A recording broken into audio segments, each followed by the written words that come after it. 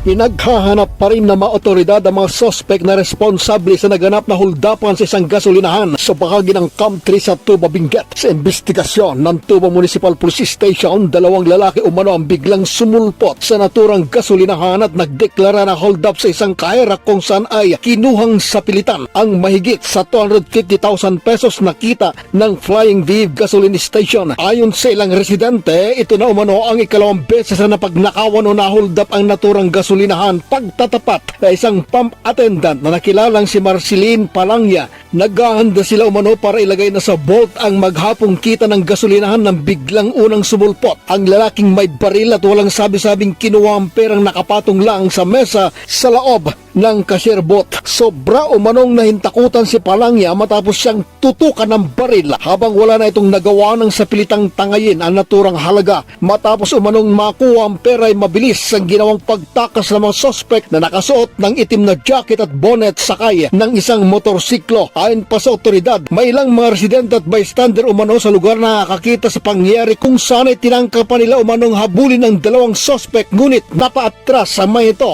matapos puntirehin at paputukan sila ng papatakas ng mga sospek gamit ang hindi pa natukoy na uri ng armas. Wala namang naiulat na nasaktan o namatay sa naturang pamamaril. Nakarecover naman ang mga otoridad nang hindi bababa sa 10 basyo ng bala sa pinangyarihan ng insidente ng pamamaril. Samantala, isang motorsiklo na tagpuan ng mga otoridad na nakatagilid sa isang malawak na damuhan 500 metro ang layo mula sa nahuldap na gasolinahan. Hinala ng mga pulis na maaring ito na ang motorsiklong ginamit bilang getaway vehicle ng mga itinuturong sospek sa kanilang pagtakas. Gayunpaman, patuloy pa rin ang investigasyon kung may kaugnayan na nakitang motorsiklo sa naganap na huldapan. Samantala, nagbigay ng direktiba si Benguet Provincial Police Office Provincial Director Police Colonel Dionisio Bonoy na ipagpatuloy ang nailatag naman ng operasyon laban sa 2 sospek kung sanay mapanagot sa ginawang pamamaril at pang-hold up. Mula sa lalawigan ng Benguet, Fred Ryuda para sa Mata ng Agila, Northern Luzon.